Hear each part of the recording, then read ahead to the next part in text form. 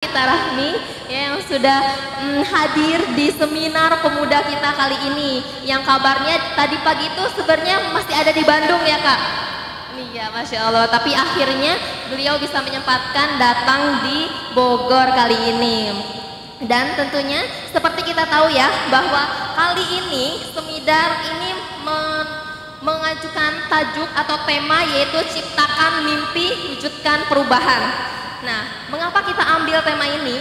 Karena kita tahu bahwa masih ada sebagian orang yang takut untuk membuat mimpi.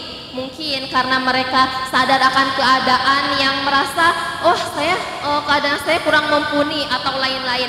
Namun ternyata hal itulah yang harus menjadi motivasi kita untuk menciptakan mimpi, lalu berencana untuk terus mewujudkan mimpi tersebut. Nah, baik teman-teman, mungkin kita sudah menunggu dari tadi ya. Kita juga sudah gak sabar ingin mendengarkan pemaparan terkait materi seminar kita kali ini, yaitu ciptakan mimpi, wujudkan perubahan.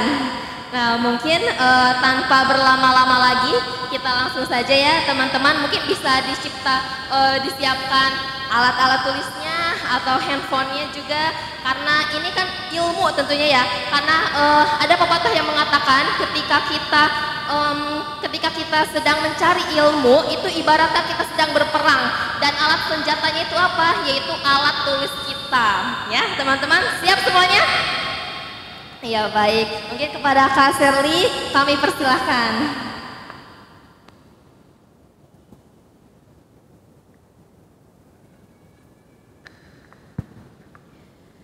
Bismillah, Assalamualaikum warahmatullahi wabarakatuh.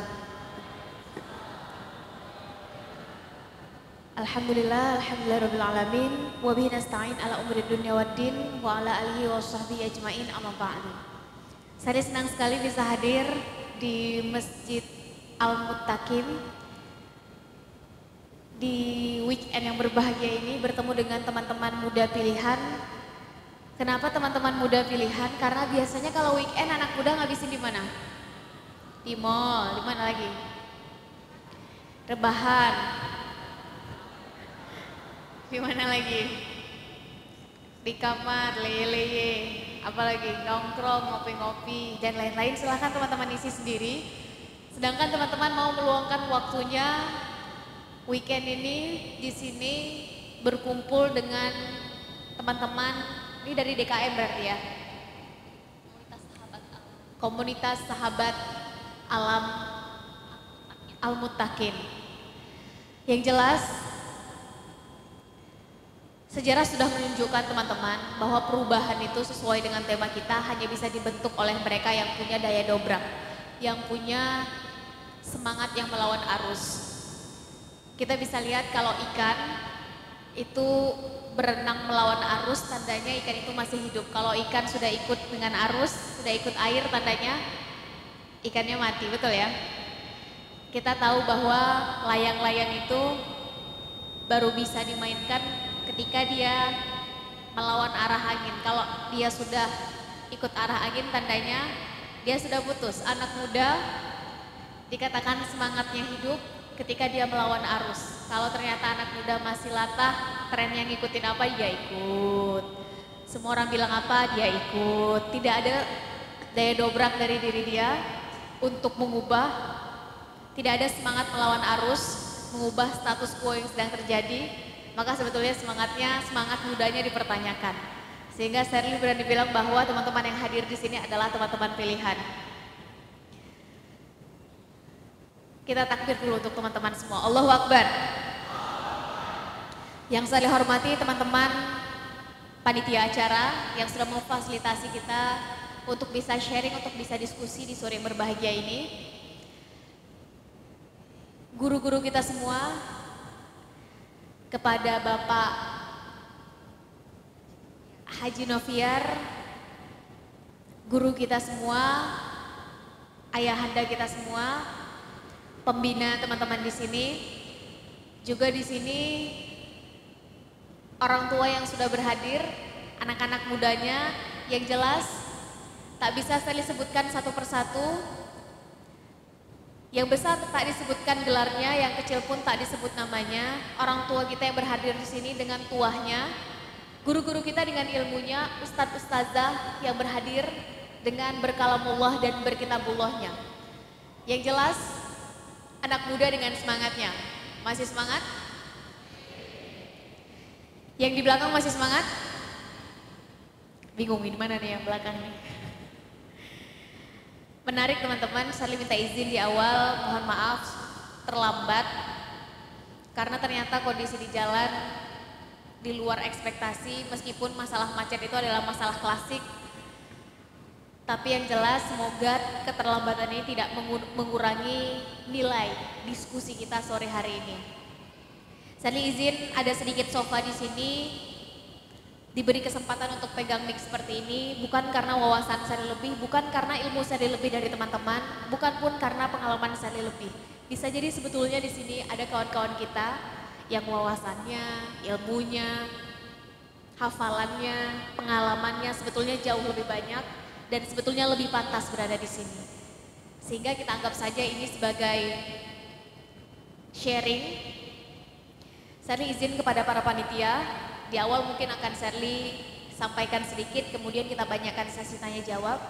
Sehingga kalau memang ada hal yang teman-teman ingin tahu silahkan ditanyakan. Kalau Sherly bisa jawab akan Sherly jawab. Kalau Sherly tak bisa jawab, Sherly akan tanyakan ke guru-guru kita di sini.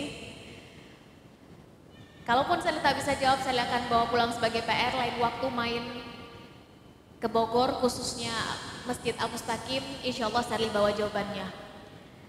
Silahkan teman-teman tanyakan apa saja, kecuali tentang satu hal, tentang jodoh. Saya minta izin di awal kepada teman-teman yang mungkin sudah pernah berhadir di seminar, talk show, atau mungkin sharing sebelumnya. Materi ini sengaja saya bawakan berulang kali untuk memasyarakatkan materi ini khususnya untuk anak muda. Yang jelas teman-teman, kita sudah berada di akhir tahun 2019. Dan semua orang menggadang-gadang bahwa anak muda tahunnya adalah 10 tahun ke depan. 2020 sampai 2030 adalah tahunnya anak muda. Kenapa? Karena semua orang bukan hanya nasional Indonesia, bahkan internasional menggadang-gadang akan ada bonus demografi di Indonesia. Untuk teman-teman mungkin yang belum familiar dengan bonus demografi adalah kondisi ketika anak mudanya jumlahnya lebih banyak. Usia produktif lebih banyak daripada yang non-produktif. Sehingga Indonesia ini ingin seperti apa, bangsa negara ingin seperti apa, agama di negara ini ingin seperti apa, sebetulnya ada di tangan anak muda. Dan bicara tentang anak muda, kita bukan bicara tentang hari ini. Bicara tentang anak muda, kita bicara tentang masa depan. Karena anak muda sedikit ilmunya, minim pengalamannya, kita tak pernah tawarkan hari ini atau masa lalu. Yang kita tawarkan adalah masa depan, betul ya? Bicara tentang anak muda, ini juga bukan bicara tentang baru 1 tahun, 2 tahun, 5 tahun, 10 tahun, 15 tahun belakangan. Bicara tentang anak muda sudah ribuan tahun yang lalu teman-teman. Sebut saja, orang yang tersebut namanya paling pertama dalam buku Michael Hart, 100 orang paling berpengaruh di dunia. Orang pertama yang tersebut dalam buku itu adalah Nabi Muhammad SAW. Nabi Muhammad pernah bilang, tiangnya negara itu adalah pemuda dan pemudinya. 1400 tahun yang lalu, Sayyidina Ali juga pernah bilang, Syubanul yaum rijalul ghad, rijalul yaum imadul ghad. Ini juga diamini oleh para filsuf barat yang menyebutkan bahwa the youth of today are the leaders of tomorrow. Artinya kurang lebih sama, bahwa pemuda hari ini adalah pemimpin di masa depan, di esok hari. Mari kita bongkar, arti pemimpin ini bukan harus menjadi wali kota, bupati, camat, apalagi presiden, menteri, duta besar, dan lain-lain. Menjadi pemimpin, kalau kata Agus Salim, adalah mereka yang berani menderita. Legend is legend. Maaf, legend is legend. Pemimpin adalah mereka yang berani menderita. Memimpin adalah menderita. Kenapa menderita? Karena dia bukan lagi berpikir untuk dirinya sendiri. Dia sudah berpikir untuk orang-orang sekitarnya, dia sudah berpikir untuk lingkungannya. Pemuda hari ini adalah pemimpin di esok hari. Jangan mau kita balikkan kalimat yang dalam dan indah ini menjadi pemuda hari ini adalah pecundang di masa depan. Kenapa pecundang? Karena kita tak mempersiapkan apa-apa, kita tidak menetapkan tujuan, visi, cita-cita, goal kita ke depan apa. Menarik teman-teman. Salah seorang aktivis kemanusiaan berkulit hitam asal Amerika, Malcolm X. Ada yang ingat? Dikucilkan sampai akhirnya dia memeluk agama Islam. Yang dia perjuangkan dalam hidupnya adalah persamaan derajat antara kulit hitam dan kulit putih sampai menjadi undang-undang di Amerika. Sudah terlalu banyak peneliti sosial yang menyebutkan kalau ada presiden pertama Amerika berkulit hitam sebelum Obama, maka yang paling pantas adalah Malcolm X. Malcolm X pernah bilang, "The future belongs to those who prepare for it today." Masa depan adalah milik mereka yang mau mempersiapkannya hari ini. Bicara tentang masa depan, bicara tentang persiapan. Kita sedang tidak membahas apakah kita laki-laki atau perempuan. Bicara tentang persiapan dan masa depan, Malcolm X tidak sedang membahas kita lahirnya di mana, berproses di mana, kondisi sosial ekonomi, latar belakang keluarga kita seperti apa. Kita lahir ke dunia dari rahim perempuan mana, kita tidak sedang membahas itu. Bicara tentang persiapan dan masa depan, anak muda, selama mau melakukan persiapan, maka kita semua punya kesempatan yang sama untuk melihat masa depan. Pertanyaan besarnya adalah, sekarang persiapan yang kita lakukan sudah sampai di tingkat mana? Zona nyaman kita sekarang ada di tingkat yang mana? Yang jelas, manusia tipikalnya hanya dibedakan dalam melihat masa depan. Itu hanya dibedakan menjadi 4 tipe. Pertama adalah mereka yang pesimis. Silakan teman-teman tanyakan satu pertanyaan tentang masa depan kepada mereka yang pesimis. Jawabannya akan nyaris selalu dimulai dengan awalan, bagaimana ingin melihat diri sendiri 5-10 tahun ke depan. Itu mereka sajalah duluan, mereka yang kaya-kaya, mereka yang dekat dengan kekuasaan. Kalau masih kuliah, mereka duluan saja yang pintar-pintar, IQ-nya tinggi, rajin-rajin, mereka duluan saja yang lulus duluan. Kalau saya mah apa tuh? Teman-teman kapan mau mulai punya usaha sendiri? Itu mereka saja yang punya ide, gagasan dekat dengan financial resources, dekat dengan investor, mereka aja yang duluan. Kalau saya ini kan cuma butiran bubuk biskuit. Tipikal manusia seperti ini teman-teman, duluan mengecilkan dirinya sendiri sebelum orang lain. Tipikal manusia seperti ini duluan mengkerdilkan potensi yang dititipkan oleh Yang Maha Kuasa pada dirinya sebelum orang-orang sekitarnya. Tipikal manusia yang kedua naik satu tingkat lebih tinggi, mereka yang realistis. Silahkan tanyakan satu pertanyaan pada manusia jenis ini tentang masa depan. Mereka akan nyaris selalu menjawab dengan awalan, ya sudahlah.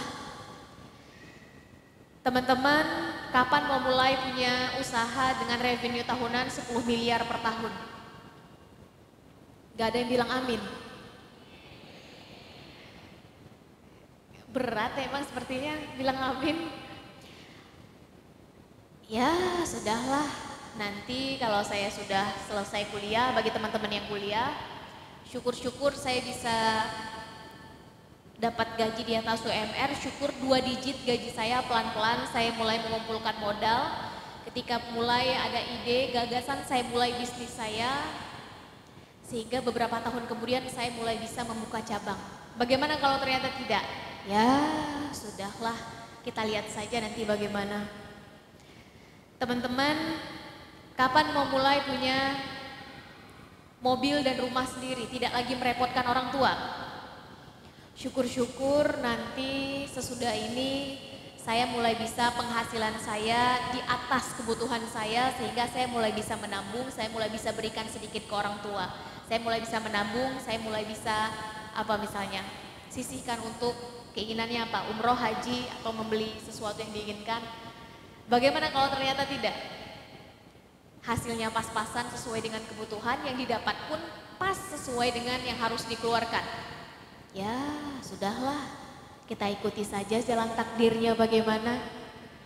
Yang laki-laki, kapan mau minang anak orang?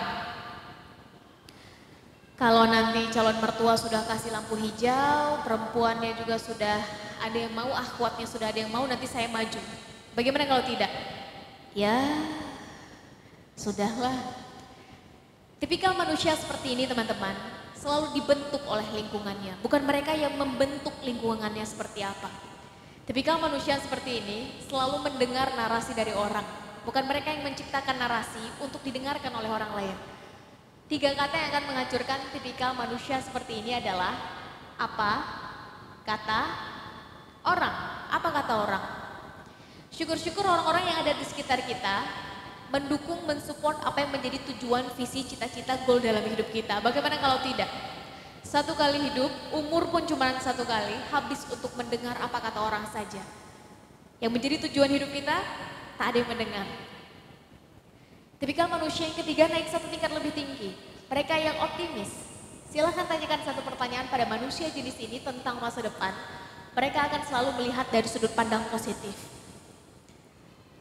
Teman-teman bagaimana ingin melihat apa misalnya kota Bogor 5-10 tahun dari sekarang. Saya sekarang adalah mahasiswa. Silahkan teman-teman isi sendiri jurusan, semesternya semester berapa, universitasnya apa, atau mungkin masih siswa. Ada yang masih siswa di sini? Ada banyak. Saya ingin tahu dulu, ada yang sudah bekerja? Ada juga, banyak juga. Silahkan teman-teman isi sendiri posisi sekarang, mungkin ada yang masih siswa, bekerja, mahasiswa, semester berapa. Tapi 5-10 tahun dari sekarang, karena saya punya passion dalam dunia entrepreneur misalnya. Setidaknya saya sudah punya PT saya sendiri. Di bawah PT saya, setidaknya saya punya 2 cabang usaha saya. Di masing-masing cabang, setidaknya saya sudah buka lapangan kerja, minimal untuk 100 anak muda di wilayah Bogor. 10 tahun dari sekarang, hanya beberapa orang yang bilang amin. Berat betul sepertinya bilang amin. Teh, sekarang saya bukan itu, fokus saya adalah di dunia literasi, silahkan. Sekarang saya adalah mahasiswa, fokus saya di pendidikan, spesialisasinya adalah literasi. 10 tahun dari sekarang, setidaknya saya sudah punya yayasan saya sendiri. Di bawah yayasan saya minimal ada 2 sekolah. Masing-masing sekolah, setidaknya saya sudah berikan beasiswa pada 500 anak di wilayah Bogor. Amin. Sehingga tak ada lagi mereka yang kesulitan untuk melanjutkan sekolah atau putus sekolah karena alasan finansial. Minimal berkurang, syukur-syukur bisa diberantas habis.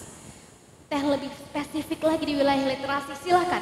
Di masing-masing sekolah, setidaknya anak mudanya sudah saya kirim ke setiap pelosok Bogor untuk merangkul anak umur 5, 6, 7 tahun untuk mulai bisa membaca. Bukan hanya sekedar membaca, tapi mulai memahami lingkungannya. Sehingga 10 tahun dari sekarang, di kota Bogor, 0% mereka yang buta huruf di umur 6-7 tahunnya. Yang jelas data menunjukkan teman-teman sekarang tingkat literasi Indonesia 62 dari 70 negara. Ini angka yang cukup rendah untuk Indonesia yang digadang-gadang akan diisi oleh anak muda. 10 tahun dari sekarang ingin melihat posisi literasi Indonesia naik berapa tingkat. Silahkan teman-teman isi sendiri bagi mereka yang optimis. Tipikal manusia seperti ini teman-teman, orang-orang di lingkungannya mengatakan that's impossible, itu tidak mungkin. Mereka orang pertama yang akan mengatakan I'm gonna prove it, saya akan buktikan. Tipikal manusia seperti ini, ketika orang-orang di sekitarnya mulai meragukan, mulai menganggap idenya gila, mereka orang pertama yang akan memvisualisasikan apa yang akan terjadi ke depan di dalam pikirannya. Tipikal manusia yang keempat naik 1 tingkat lebih tinggi, mereka yang progresif. Kadang-kadang hidup kita ini terbentur dengan yang namanya aturan, betul nggak? Sebagai siswa tadi yang angkat tangan, kita punya namanya aturan sekolah, betul ya? Sebagai mahasiswa kita punya namanya aturan kampus, aturan universitas, betul ya? Sebagai mereka yang sudah bekerja, ada namanya aturan institusi tempat kita bekerja, aturan perusahaan. Sebagai warga negara, kita punya namanya aturan negara. Sebagai makhluk ilahi pun, kita punya namanya aturan ilahi. Kita hidup dengan aturan teman-teman, itu yang membuat kita terus berada on the track. Mereka yang progresif, tak peduli bagaimanapun kondisi menghimpit, situasi menjepit mereka, mereka akan terus keep going, keep moving. Gak bisa pakai cara A, pakai cara B. Gak bisa pakai cara B, pakai cara C. Gak bisa pakai cara A, B, C, masih ada 24 cara lain sampai huruf Z. Di tangan manusia seperti ini selalu lahir ide-ide kreatif, inovatif, tapi tetap solutif. Dan di tangan manusia seperti ini akan terus terjadi pembaharuan dan perubahan. Tak ada alasan bagi anak muda bersikap realistis, apalagi pesimis. Satu-satunya tangga yang pantas bagi anak muda adalah optimis, pelan-pelan mengupgrade diri menjadi mereka yang progresif. Pertanyaannya adalah selama ini zona nyaman kita ada di tangga nomor berapa? Selama ini kita senangnya berada di tangga yang keberapa? Lingkungan sekitar kita membuat kita terus-terusan berada di zona yang mana? Yang jelas, kesempatan lebih senang datang kepada mereka yang duluan bersiap. Kesempatan lebih cepat hinggap kepada mereka yang duluan melakukan persiapan. Ketika kesempatan datang pada teman-teman yang tak lama lagi, sebentar lagi waktu sudah berganti tahun 2019 ganti menjadi 2020 tahun Masehi. Maka mereka yang duluan melakukan persiapan di diri mereka, mereka akan duluan mengambil peluang itu. Ketika kesempatan datang pada teman-teman, maka sebetulnya anak muda kualitasnya hanya dibedakan menjadi 4 tingkat. Satu adalah mereka yang melakukan dengan standar baik, a good one. Lakukan saja standar baik kita dalam hal apapun and that's it. Jadikan itu sebagai tangga pertama. Tak perlu bandingkan diri dengan orang lain, karena standarnya pasti berbeda. Lakukan saja standar baik kita, jadikan itu sebagai pijakan pertama kita. Is that enough? That's not enough. Kita hadir di sini, ratusan pasang mata, sore hari ini. Apa yang membuat teman-teman merasa punya kesempatan lebih dibandingkan ratus ribuan anak muda di kota Bogor yang hari ini, detik ini juga sedang melakukan hal yang sama. Mereka sedang menuntut ilmu, mereka sedang menurunkan ego, mencari jati diri, menemukan passion, skill, hobinya di mana. Apa yang membuat teman-teman merasa punya kesempatan lebih dari ratusan ribu anak muda di kota Bogor? Apa yang membuat teman-teman merasa punya kesempatan lebih dibanding jutaan anak muda di Indonesia yang saat ini, hari ini, detik ini juga melakukan hal yang sama, menyelesaikan pendidikannya. Mereka sedang berusaha mencari mentor, mulai mencoba membuat karya, berusaha habiskan jatah gagal mereka, sehingga pastikan kita naik satu tingkat lebih tinggi, a better one, yang lebih baik. Dalam hal apapun, sebut saja dalam hal literasi. Banyak orang mengartikan literasi ini adalah membaca.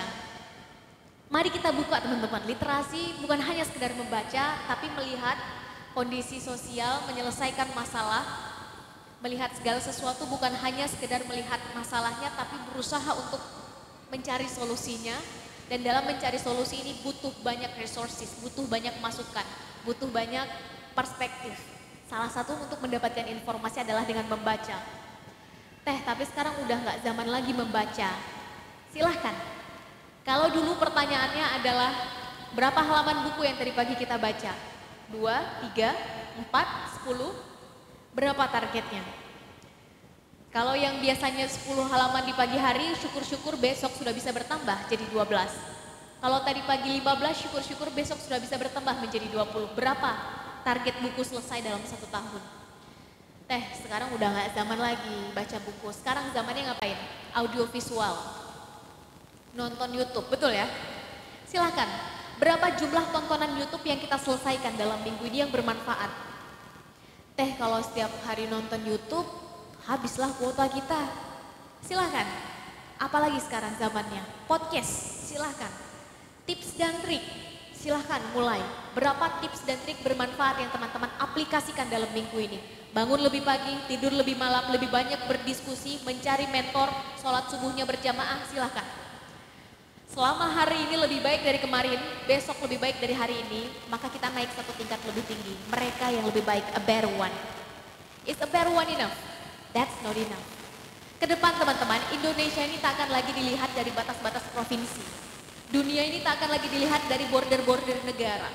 Selama kita manusia punya skill di atas rata-rata dibanding yang lainnya, maka kita tetap akan bisa bermanfaat, tetap akan digunakan, tetap akan dipakai skillnya.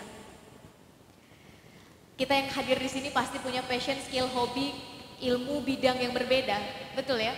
Silahkan teman-teman pilih sendiri arusnya dari mana, tapi pastikan kita menjadi yang terbaik di bidang kita, the best one.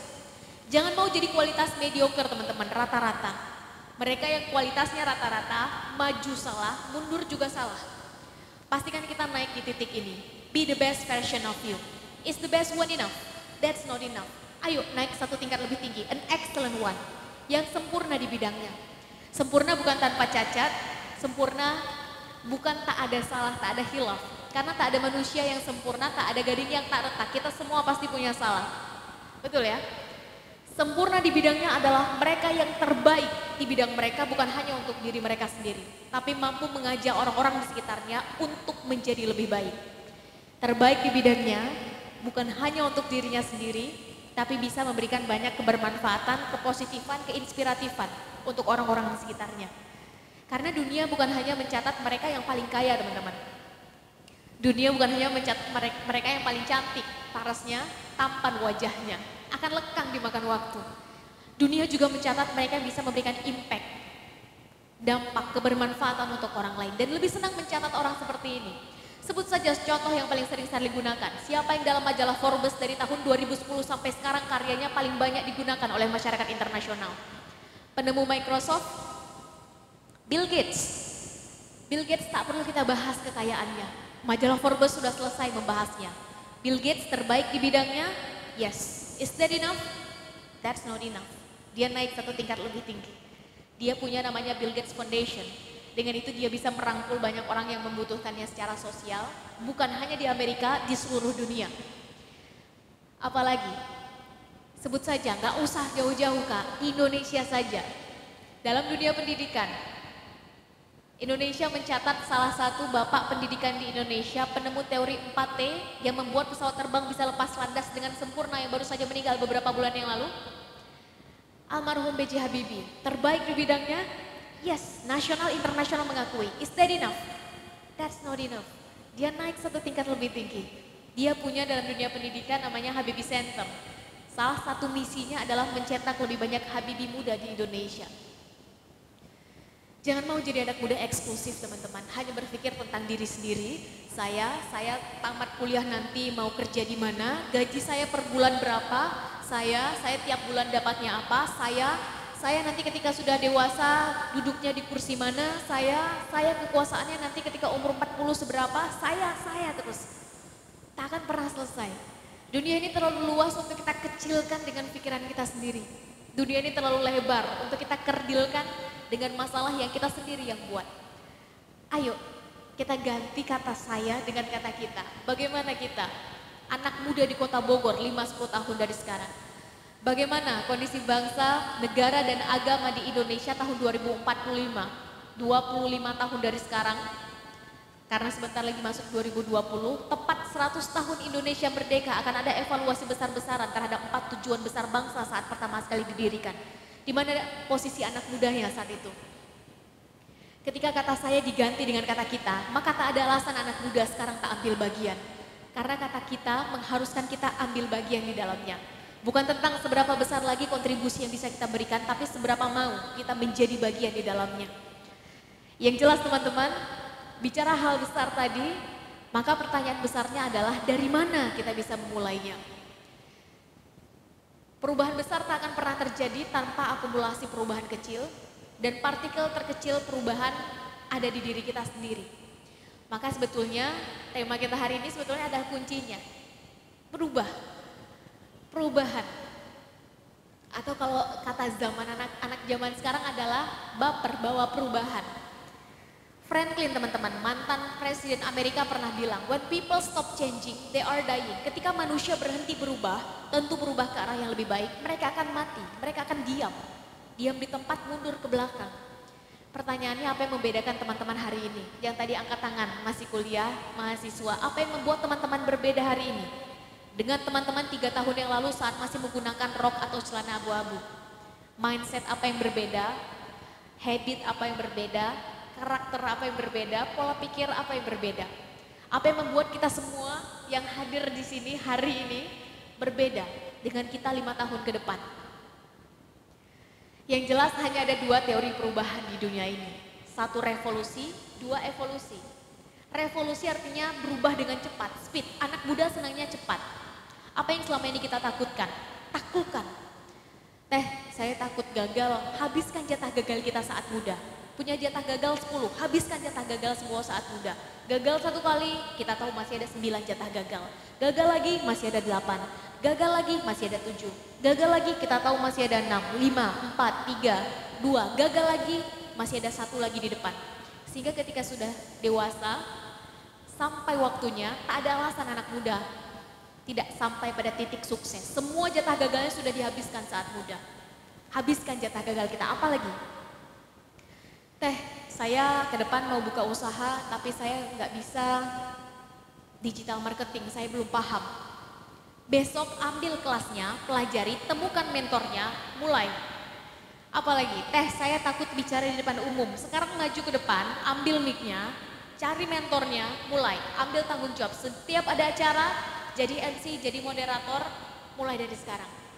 Apalagi, apa yang kita takutkan, datangi, pelajari, taklukkan. Teh saya takut berenang, besok datangi kolam renang, cemplungkan diri, cari gurunya, pelajari. Bukan untuk tenggelam ya. Apa yang kita takutkan selama ini, jangan dijauhi. Justru anak muda, apa yang ditakutkan, datangi, pelajari, taklukkan apa yang ditakutkan. Secara resiko tentu lebih besar, tapi secara efektivitas waktu dan efisiensi tentu lebih tinggi. Atau pakai cara yang kedua, evolusi, berubah tapi pelan-pelan. Butuh waktu. Dan orang yang bisa sukses berubah tapi pelan-pelan ini adalah mereka yang punya kecerdasan paling tinggi pada manusia. Kecerdasan daya tahan. Atau dalam bahasa Indonesia disebut konsistensi, dalam agama Islam disebut istiqomah. Memutuskan berubah teman-teman, memutuskan berhijrah, itu gampang. Yang sulit adalah istiqomahnya. Dari Harvard University, Psychological Center-nya menyebutkan, kecerdasan paling tinggi manusia adalah kecerdasan daya tahan. Silahkan teman-teman tanyakan. Pada anak umur 5, 6, 7 tahun. Kalau sudah besar, cita-citanya mau jadi apa? Biasanya jawabannya apa? Dokter, polisi, pilot, tentara, insinyur, presiden, apalagi silahkan diisi sendiri. Tapi nanti umur 24, 25 tahun, coba tanya pertanyaan yang sama. Biasanya nyaris sudah berbeda, betul ya? Kenapa bisa berbeda? Karena lingkungan sekitarnya ikut membentuk mindsetnya, pola pikirnya, keputusan-keputusan dalam hidupnya. Alhasil menjadi habit, mau tidak mau menjadi karakter dan menjadi destiny-nya. Kecerdasan paling tinggi pada manusia adalah daya tahannya, daya juangnya terhadap sesuatu yang dia yakini. Sehingga dalam hal ini, saya senang sekali membagikan satu quotation yang saya baca saat SMA, berhasil mengubah pola pikir saya tentang berubah, tapi pelan-pelan. Mungkin sebagian teman-teman sudah ada yang pernah membaca, mendengar, menonton, atau melihatnya. Seorang Perdana Menteri perempuan pertama Inggris, Margaret Thatcher, pernah mengatakan teman-teman, watch your thought, for they become your words. Watch your words, for they become your actions. Watch your actions, for they become your habits. Watch your habits, for they become your character. Watch your character, for they become your destiny. In other words, what you think, you become. Perhatikan apa yang kita pikirkan, karena dia akan keluar menjadi ucapan, menjadi kata-kata. Perhatikan ucapan kita, karena dia akan keluar menjadi action, tindakan. Perhatikan tindakan kita, karena dia akan terus diulang menjadi habit, kebiasaan. Perhatikan kebiasaan kita dari pagi hingga malam, dari mata terbuka sampai mata tertutup, karena dia akan menjadi karakter. Perhatikan karakter kita, karena demikianlah takdir kita. Dengan kata lain, apa yang kita pikirkan, demikian takdir kita. Sebagai umat Islam, kita mengenal yang namanya kun fayakun. Urusan kun fayakun, urusan yang maha kuasa. Itu ranahnya sang maha irodah. Urusan kita manusia adalah berusaha berikhtiar semaksimal mungkin. Pertanyaannya adalah, kalau kita mulainya dari mindset, maka selama ini mindset kita diberi nutrisi dengan apa? Apa yang kita berikan pada mindset kita? We are what we watch, we are what we read, we are what we listen, we are what we discuss with. Kita apa yang kita baca, kita dengar, kita tonton, kita lihat, dengan siapa kita berdiskusi. Jangan salahkan, mereka yang dalam satu hari terbiasa menyelesaikan sekian ayat Al-Quran, sekian halaman Al-Quran, terbiasa jadi habit, belum lengkap hari mereka kalau belum selesai satu juz. Bukan hanya membaca, mereka tambah untuk melihat artinya, tak cukup melihat arti, mereka tadabburi maknanya. Alhasil Mereka duluan jadi hafiz-hafizah. Jangan salahkan mereka yang terbiasa dalam kondisi terhimpit, situasi menjepit, kondisinya selalu membuat mereka lapar untuk terus berusaha. Melihat peluang, selalu bagaimana berpikir memonetize-nya. Melihat segala sesuatu, selalu berpikir bagaimana saya bisa ambil bagian. Bacaan dari kecil adalah majalah Forbes. Terus terbiasa jadi habit. Terus jadi karakter dalam melihat segala sesuatu. Mereka selalu berpikir profit, profit, profit. Alhasil mereka duluan jadi entrepreneur. Jangan salahkan mereka yang terbiasa dalam satu hari bikin target. Minimal baca sekian halaman berita. Tak cukup hanya membaca, bikin analytical thinking-nya. Hobi mereka adalah berdiskusi, berbeda pendapat adalah hal yang biasa. Jadi kebiasaan, jadi habit. Yang paling mereka senangi adalah berdebat, berdiskusi, mempertahankan gagasan. Bertemu dengan orang yang lebih tua adalah kesenangan mereka. Alhasil mereka duluan jadi politikus muda. Pertanyaannya adalah selama ini kita anak muda menghabiskan waktu, membiasakan diri, berdiskusi, membaca, menonton, mendengar, yang kita stalking adalah apa, siapa, di mana, bersama siapa. Menarik teman-teman, kita bisa diskusi tentang ini karena kebetulan sekarang Sherly sebagai salah satu researcher di Paramadina Public Policy Institute mendalami tentang ini, tentang bagaimana potensi anak muda dalam 10 tahun ke depan terhadap kebijakan publik termasuk politik dan ekonomi nasional. Menarik, anak muda sekarang punya potensi yang sangat besar. Siapa duluan yang mengambil potensi ini, maka mereka duluan yang dapat frekuensi anak muda ini. Kalau tahun 2018, Indonesia ditempatkan sebagai negara ketiga paling aktif media sosial. Pertama India, kedua Amerika, ketiga Indonesia, keempat Meksiko, kelima Brazil. Dan tahun 2018, tahun lalu, anak muda Indonesia habiskan satu hari 8 jam di internet. 8 jam ini waktu yang banyak teman-teman. Sepertiga hari yang kita punya habisnya di internet. Sepertiga hari habis di internet, sepertiga hari untuk istirahat, 8 jam, sepertiga hari untuk makan, apalagi buang air, ngobrol, ke sekolah, ke kampus, ke tempat, ke kantor, diskusi dengan orang tua, dan lain-lain. Sepertiga hari kita 8 jam, habisnya untuk apa? Menariknya lagi adalah tahun 2019 bertambah 3 jam. Anak muda Indonesia dalam satu hari habiskan waktu 11 jam di internet. Hampir setengah hari kita habisnya di internet. Tak ada masalah, karena sekarang memang arahnya ke situ semua. Industri 4.0 menuntut kita untuk bisa masuk ke dalam itu. Pertanyaannya adalah kita ngapain di internet? Ngapain kira-kira? Balas email boleh. Kita ngerjain tugas silahkan. Apalagi? Stalking mantan boleh. Main game, nonton YouTube. Apalagi? Baca Quran digital sekarang sudah banyak tersedia. Almat surat pagi sore silahkan.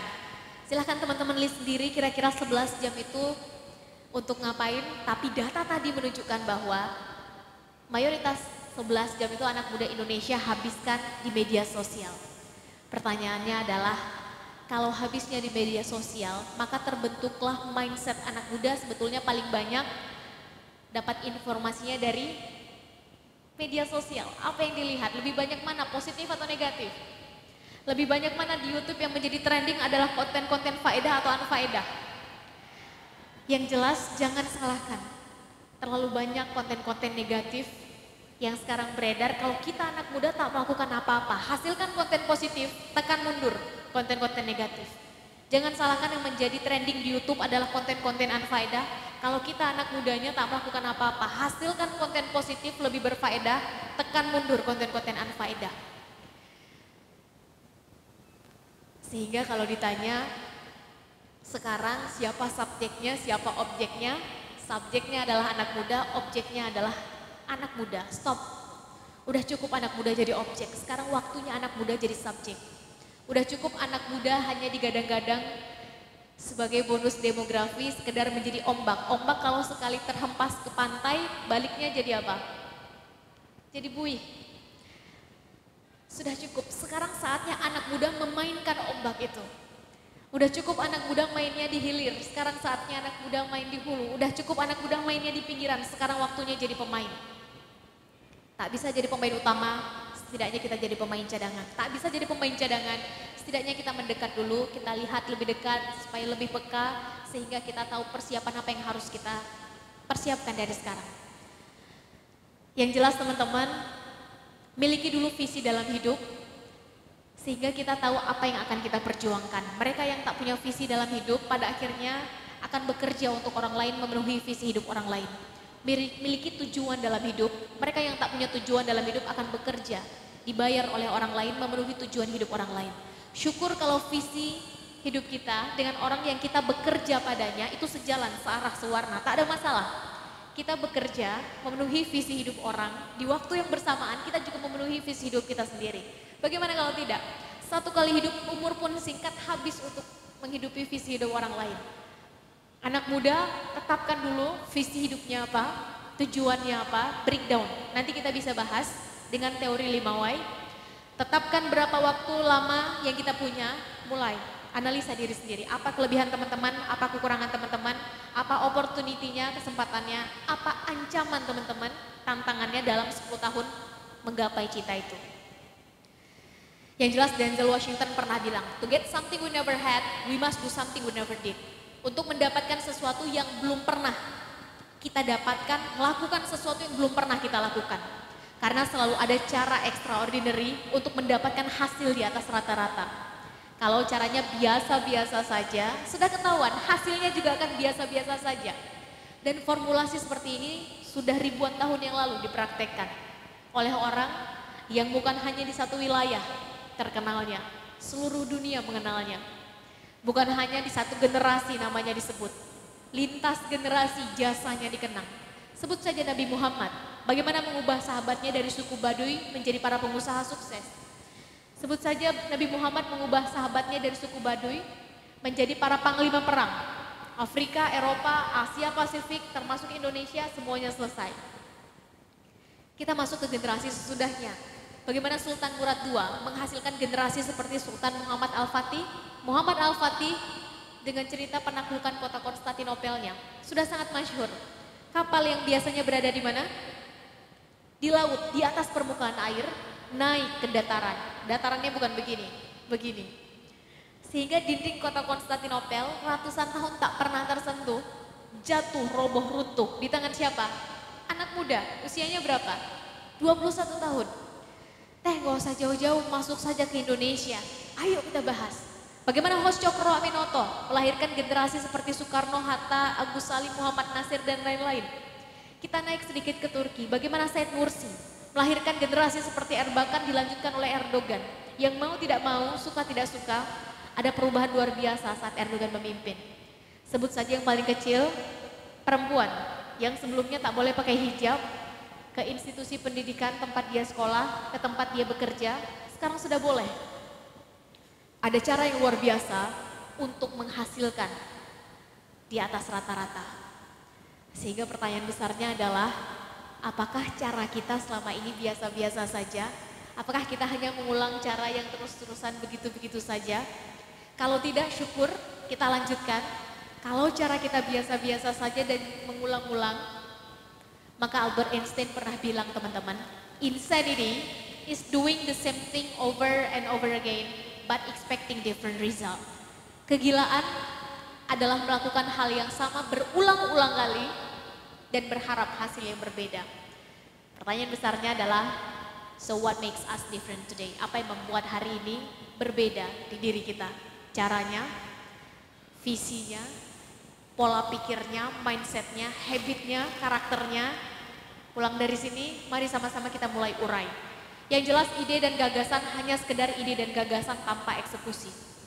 Yang mahal dari karya adalah eksekusinya. Semua orang bisa punya ide, semua orang bisa punya gagasan. Tapi yang mau berani ambil resiko mengeksekusi, teman-teman bisa lihat, hanya hitungan jari. 15 tahun yang lalu, ada sekitar 10-15 anak muda di Indonesia yang punya ide untuk mengonlinekan toko seluruh Indonesia. Tapi yang berani untuk mengeksekusinya, hitungan jari. Yang bisa bertahan sampai sekarang, silahkan teman-teman hitung sendiri. Sekitar 20 tahun yang lalu, sebetulnya ada sekitar 10-12 anak muda di Indonesia yang punya ide untuk mengonlinekan transportasi di Indonesia. Yang berani untuk mengeksekusi hitungan jari, yang bertahan sampai sekarang tinggal 2, satu dari Indonesia, satu dari Malaysia. Pulang dari sini, kita bukan lagi anak muda yang hanya sekedar bertahan di ide dan gagasan, yang hanya sekedar mencari masalah. Kita adalah anak muda yang berani mengeksekusi solusi dari masalah. Kita adalah anak muda yang berani bukan hanya sekedar urut angan, tapi kita berani untuk turun tangan. Yang jelas, bicara tentang anak muda, kita bukan lagi bicara tentang umur. Bicara tentang anak muda adalah tentang pilihan sikap, pilihan mindset. Kita ingin menjadi seorang yang pesimis atau optimis. Bicara tentang anak muda adalah tentang pilihan sikap. Kita ingin terus menjadi mereka yang ragu-ragu dalam membuat tindakan atau yakin dalam membuat keputusan. Bicara tentang anak muda adalah tentang pilihan sikap, kita ingin terus berada pada keputusasaan atau bergerak dengan harapan. Yang jelas kita akan tua setua keputusasaan kita pun akan muda semudah harapan kita. Kita akan tua setua keraguan-raguan kita dalam membuat keputusan, dan kita akan muda semudah keyakinan kita dalam mengambil tindakan. Kita akan tua setua pesimisme kita, dan kita akan muda semudah optimisme kita. Selama harapan, keyakinan, dan optimisme itu masih ada di dalam dada, maka kita masih selamanya muda. Jangan mau jadi anak muda pengecut. Hidup kita cuma satu kali, ayo kita hidup yang berarti. Akan ada yang berubah, akan ada yang bertahan. Tapi satu yang pasti, harapan, keyakinan, dan cita-cita harus terus diperjuangkan. Terima kasih. Luar biasa sekali, Masya Allah. Ya, jazakillah khair untuk Kak Sherly Anahita Rahmi. Coba semuanya takbir. Ya, Masya Allah ya, bahwasanya kita hidup di dunia ini, bahkan pemuda-pemudi harus memiliki visi, yang mana visi tersebut juga bukan hanya sebuah mimpi saja, tapi kita harus mempunyai misi-misinya, ya, misi-misinya yang mana yang mana misi tersebut akan tertuju pada visi kita, yang akhirnya kita sampai pada visi atau mimpi kita semua, yang nantinya jangan benci akan proses. Jangan benci akan proses dan jangan memiliki ketakutan yang berlebihan. Bahkan jangan takut akan hambatan-hambatan yang belum tentu kita akan temui. Malah bisa jadi ketakutan itulah yang akan menjadikan hambatan diri kita untuk mencapai visi atau mimpi hidup kita. Maka siapapun kita, dimanapun kita, pemuda-pemudi berhak dan harus memiliki mimpi yang berkobar-kobar dalam dadanya. Ya, baik ya Kak Sherly, mungkin untuk sekarang kita akan ada sesi tanya jawab dulu ya. Untuk teman-teman mungkin ada perwakilan dari akhwat dan ikhwannya yang ingin bertanya, silakan angkat tangannya boleh. Wah, Masya Allah banyak sekali. Sebentar kita pilih perwakilannya saja ya. Sebentar, kita turun dulu. Untuk ikhwannya dulu. Oke. Ya, silahkan. Ya, baik. Cek. Ya. Bismillahirrahmanirrahim. Assalamualaikum warahmatullahi wabarakatuh. Waalaikumsalam warahmatullahi wabarakatuh.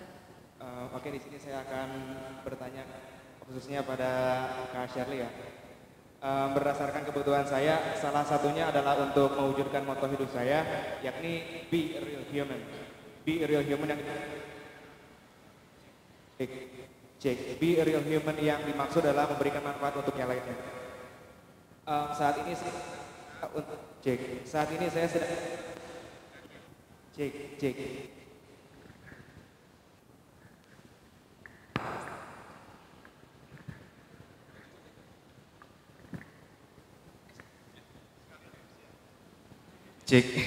Oke, saat ini saya sedang berusaha untuk mewujudkan moto saya, yakni yang tadi be a real human, yaitu memberikan manfaat pada yang lainnya. Jika ditanya baru sampai mana sih langkah saya gitu, saya akan menjawab saya sedang dalam proses memimpin teman-teman saya di sekolah, yakni saya menjadi ketua OSIS di SMK Wikrama Bogor. Tidak bermaksud lain, hanya bertanya ya, maaf. dalam pemikiran saya pemimpin adalah yang dapat mempengaruhi yang lainnya, yang dapat memberikan motivasi bukan hanya sekedar ucapan, melainkan melalui tindakan dan contoh. Jika berpikir logis, menjadi pemimpin yang amanah dan penuh tanggung jawab bukannya bermanfaat untuk yang lainnya ya. Nah, saya ingin bertanya, sebelumnya Kak Shirley kan menurut saya sudah menjadi pengaruh untuk yang lainnya lah, pengaruh besar melalui sosial media ataupun secara langsung. Saya sering lihat Kak Shirley memberikan motivasi untuk teman-teman sekalian, mungkin ada yang sudah termotivasi, ada yang sedang dalam proses. Nah, di sini saya masih belajar dan saya ingin tahu dimulai dari mana sih langkah Kak Shirley gitu. Bisa disebutkan atau bisa dijelaskan Kak? Baik, terima kasih. Wassalamualaikum warahmatullahi wabarakatuh. Akan langsung dijawab saja Kak Shirley. Oh, ya, baik. Cek. Terima kasih untuk penanya pertama dari Ketua OSIS SMK 2. Ya. SMK Wikrama. Dimulai dari mana langkahnya hingga sampai ke titik ini? Ini sebetulnya pertanyaannya gampang tapi jawabannya yang berat. Seorang bijak pernah bilang teman-teman, when we fail to plan, we plan to fail. Ketika kita gagal berencana, maka kita berencana untuk gagal. Maka selalu mulai segala sesuatu dengan rencana. Saya membaca buku Ibu Marwah Daud saat masih SMA. Sekarang udah nggak ada lagi gitu. Itu tidak dijual lagi, kecuali kalau datangnya ke buku-buku second hand, ke buku-buku bekas mungkin akan ada. Mungkin sekarang sudah ada yang menggantikan buku itu dengan buku terbaru dengan tingkat kedetailan yang lebih tinggi. Yang jelas saat itu Shirley dimentori oleh seorang mentor memberikan buku itu. Bukunya ditulis oleh Marwah Daud. Intinya adalah berusaha untuk membongkar diri dulu. Karena mereka yang menyebut-nyebut mau berkhidmat kepada sosial, dia tidak selesai dengan dirinya sendiri. Maka sebetulnya dia sedang berbohong mengatakan berkhidmat pada sosial. Kita baru bisa berkhidmat untuk sosial setelah selesai dengan diri sendiri. Maka bongkar dulu di diri sendiri, apa sebetulnya yang kita inginkan. Tadi hanya sempat sekilas saja. Boleh saya undang saja langsung kawannya ini ke depan, silakan ke depan. Saya izin berdiri boleh ya? Boleh dipegang mic-nya? Hidup nggak? Ya. Ini Shirley berdiri bukan untuk menunjukkan Shirley pendek teman-teman. Cek. Supaya biar lebih jelas saja. Oke, dipanggilnya siapa tadi? Irgi. Ya, Irgi boleh ngadap ke kamera, lambaikan tangannya ke kamera. Oke, karena Irgi yang bertanya, anggap saja Irgi sebagai perwakilan kita. Irgi, 10 tahun dari sekarang, kamu melihat diri sendiri sebagai siapa? 10 tahun dari sekarang, kamu melihat diri sendiri sebagai siapa? Apa cita-citamu 10 tahun dari sekarang? Untuk cita-cita saya tidak bisa mentargetkan kalau misalkan saya ingin menjadi apa. Namun saya ingin mewujudkan seperti moto hidup saya yang tadi, saya ingin bermanfaat. Satunya dengan cara memimpin teman-teman dengan mempengaruhi teman-teman ke arah yang lebih baik. Oke, kamu ingin mempengaruhi orang lain supaya bisa bermanfaat. Posisinya belum tahu jadi apa. Oke, 10 tahun, kita punya waktu 10 tahun. Bedanya pemimpi dengan cita-cita teman-teman, mereka pemimpi. Mereka tidak jelas, masih ngawang-ngawang. Dia akan sampai 5 tahun, 10 tahun, 15, 20, atau mungkin 40 tahun kemudian, nggak jelas. Mereka yang berani bercita-cita, mereka berani menargetkan. Ini akan selesai dalam waktu 20 tahun. Ini akan selesai dalam waktu 10 tahun. Kita bentuklah 10 tahun. 10 tahun. Kita sekarang bongkar energi yang sekarang. Paling dasarnya adalah menggunakan analisa SWOT. Mungkin sebagian teman-teman sudah ada yang tahu. Strength, weakness, opportunity, threat. Kelebihan, kekurangan, opportunity, kesempatan, dan ancaman ke depan. Kita persempit saja biar waktunya efektif. Apa kelebihan dan kekurangan Irgi sekarang? Sehingga kamulah orang yang paling pantas untuk mempengaruhi anak muda 10 tahun dari sekarang.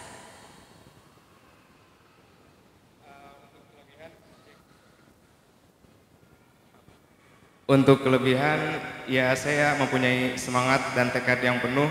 Saya tidak mudah menyerah. Contoh saja pada saat saya masuk sekolah, pada saat saya baru masuk sekolah, saya berusaha untuk menyesuaikan diri dengan teman-teman saya yang pergaulannya kurang baik, bisa dibilang begitu. Namun bukan hanya dengan cara berdiam diri dan meratapi keadaan yang ada, melainkan berusaha untuk speak up dengan mengadakan adanya forum di sekolah berbicara khususnya pada jurusan saya. Dan ya alhamdulillah saya mendapat kesempatan pada kali ini menjadi pemimpin di sekolah.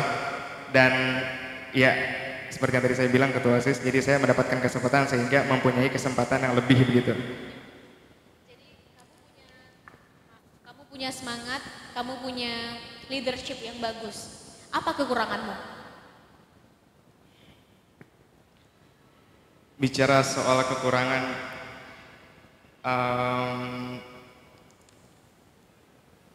jujur untuk kekurangan saya masih menganalisa, saya masih dalam proses untuk mencari.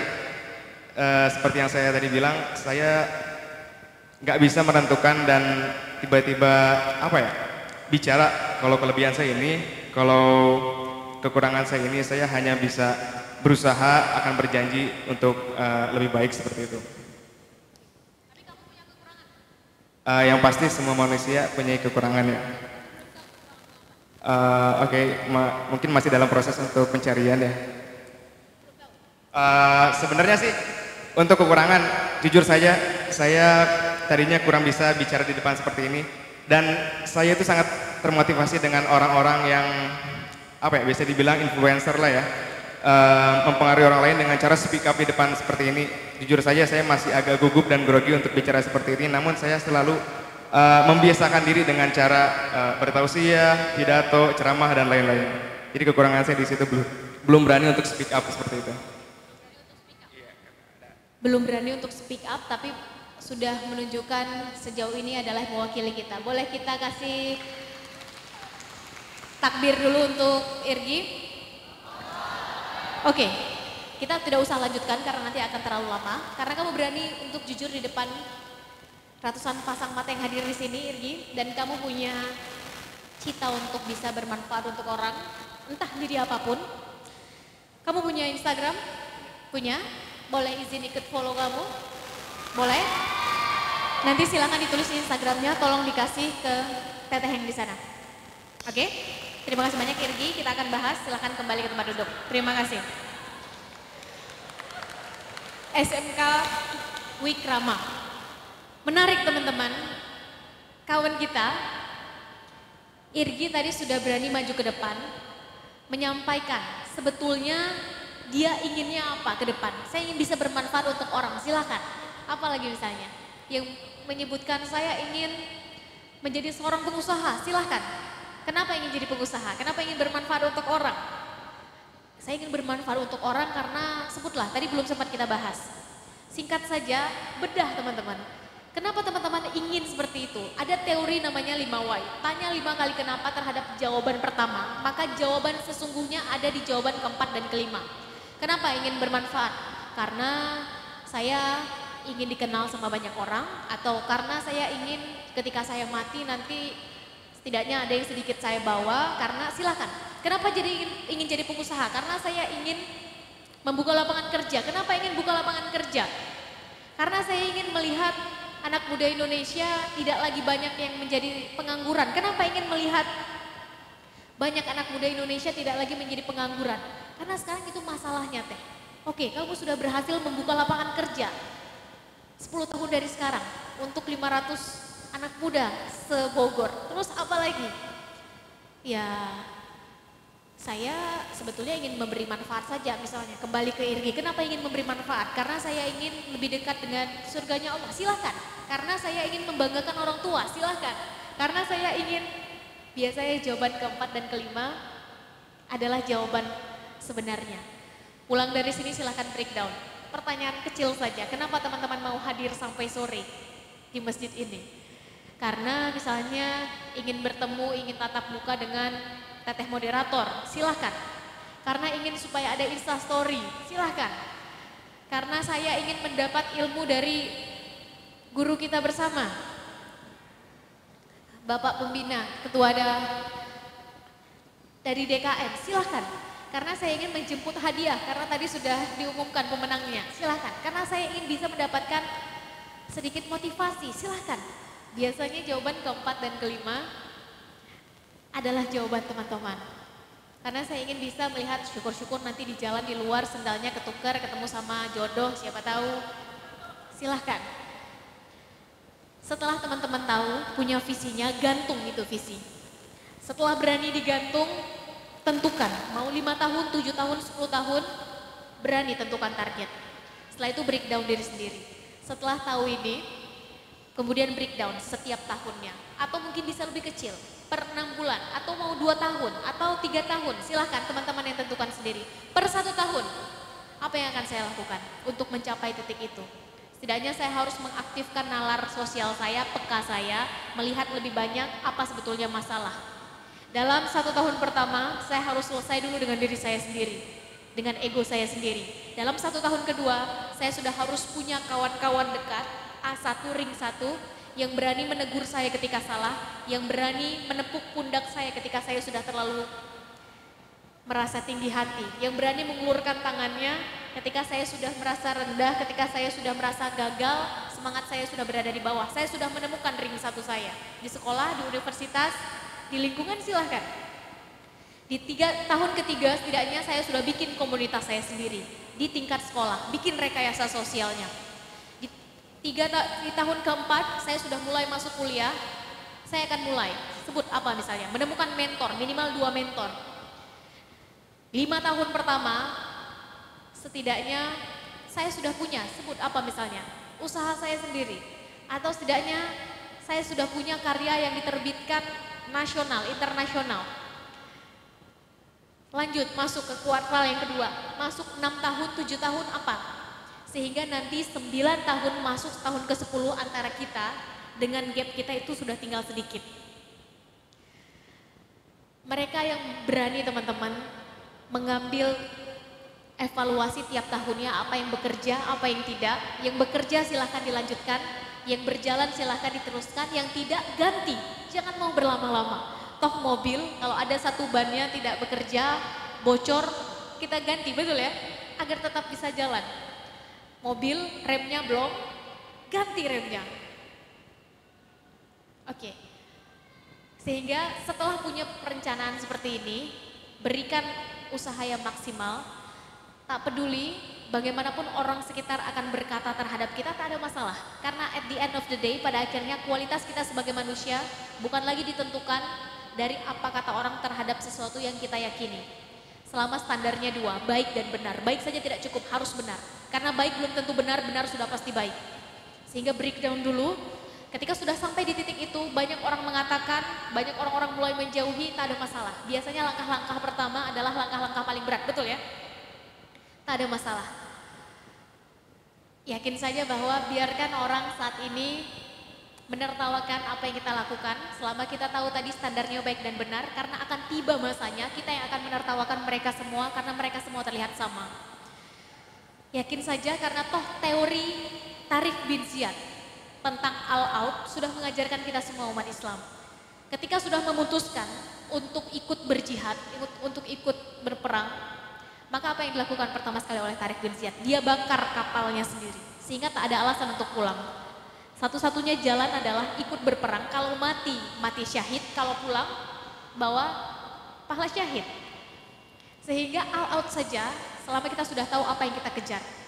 Tak ada alasan lagi kita hanya sekedar ikut-ikutan tren, tak ada lagi alasan kita untuk sekedar latah apa yang tren kita ikut. Apa yang sekarang sedang viral kita ikut. Kita yang ciptakan, karena realitas itu diciptakan, bukan ditunggu. Sedikit mungkin dari Shirley, setelah kita punya rencana seperti ini, ikhtiar maksimal, doa, baru kemudian kita bisa berkata kita ikuti takdirnya bagaimana. Karena kita punya rencana, tapi serahkan kembali ke Sang Maha Sutradara.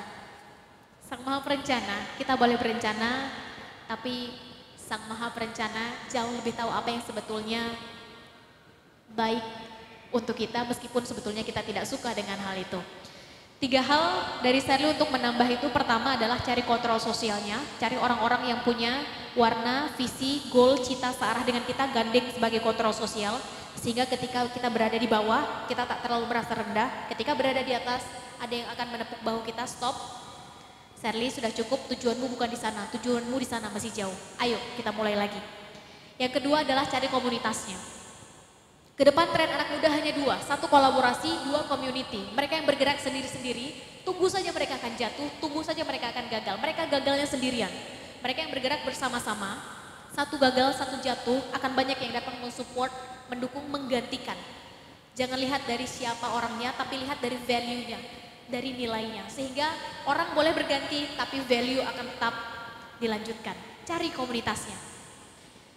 Karena ke depan trennya akan seperti itu. Orang bijak pernah bilang bergaul dengan para penjual minyak wangi, sedikit-sedikit dapat wanginya. Bergaul dengan pandai besi, sedikit-sedikit dapat bau besi. Bergaul dengan para penghafal Quran, sedikit-sedikit dapat cipratan hafalannya.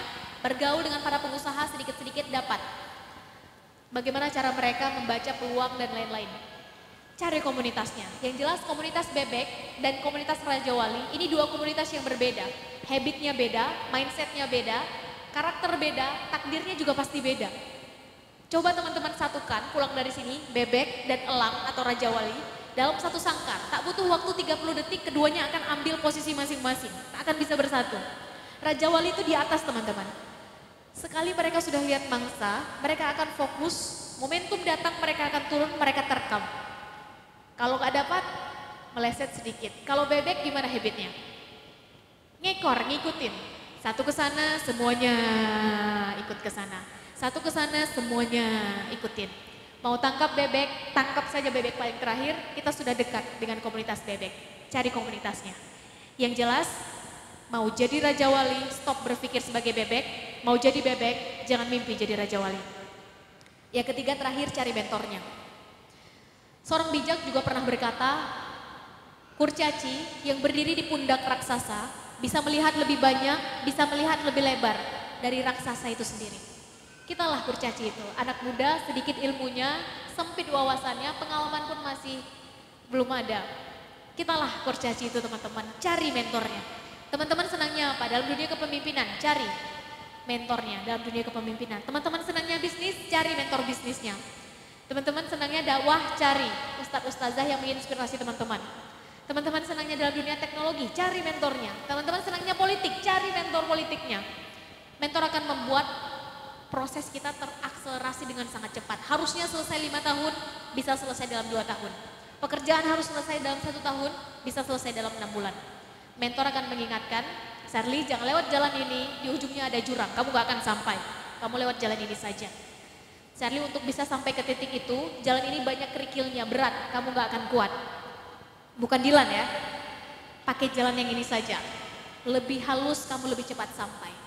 Dan dalam mencari mentor, saya dikasih sedikit bocorannya. Mentor tak akan buta kualitas teman-teman. Do and give is not enough now di industri 4.0. Show it, tunjukkan. Tunjukkan bahwa teman-teman punya visi besar, tunjukkan bahwa teman-teman punya kapabilitas. Termasuk misalnya hari ini teman-teman dari SAM ya, komunitas. Teman-teman dari SAM punya acara seperti ini, saya sering sekali mengajak, jangan lupa nanti teman-teman yang merekam pihak dokumentasi, show it. Biarkan teman-teman di Kota Bogor tahu bahwa ada komunitas ternyata mengumpulkan sekian anak muda di Kota Bogor, ternyata ada hal positif, hal baik, hal inspiratif yang teman-teman lakukan. Show bukan untuk show off, show bukan untuk pamer, apalagi ria. Show, biarkan orang lain terinspirasi dari hal baik yang teman-teman lakukan. Show, biarkan konten teman-teman yang mengisi lebih banyak dalam tanda kutip media sosial, internet, tekan mundur konten-konten negatif. Show, biarkan mentor menemukan teman-teman, melihat oh ternyata dia punya kemampuan X, tapi untuk menuju Z dia butuh Y. Dan biarkan saya yang menjadi Y sebagai fasilitator dia sampai di titik keseharusannya. Show, biarkan orang lain menduplikasi hal baik yang teman-teman lakukan di wilayah, di daerah, di lingkungan mereka. Do and give is not enough, show it now. Saya pikir demikian. Semoga menjawab pertanyaan pertama. Terima kasih.